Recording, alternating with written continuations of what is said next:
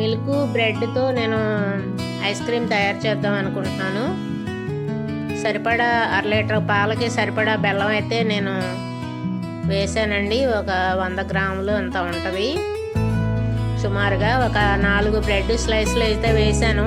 ఏ bread అయినా పర్వాలేదు. 1/2 litre పాలకి కొద్దిగా ఒక 1/2 లీటర్ అన్ని నీళ్ళు అయితే కలిపాను. 1/2 లీటర్ కన్నా తక్కువ.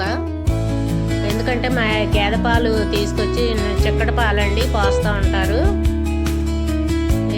మనం మిక్సీలో వేసుకోవాలి, కాస్త లిక్విడ్ జావగా ఉండాలని చెప్పి నేను కొద్దిగా వాటర్ అయితే వేసాను, మరి చిక్కగా లేకుండా.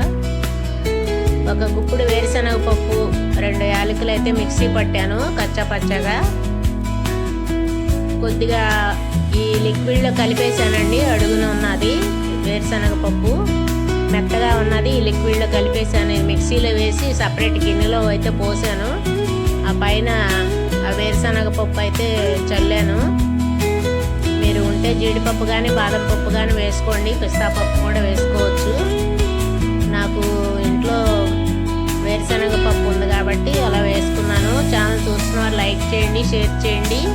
కొత్తగా ఛానల్ ఎవరైనా చూస్తే ప్లీజ్ సబ్స్క్రైబ్ అండి. డీప్లో పెట్టాను, నైట్ పెట్టి పొద్దున తీసానండి. చాలా చాలా టేస్టీగా ఉంది. ఓకే అండి, బాయ్.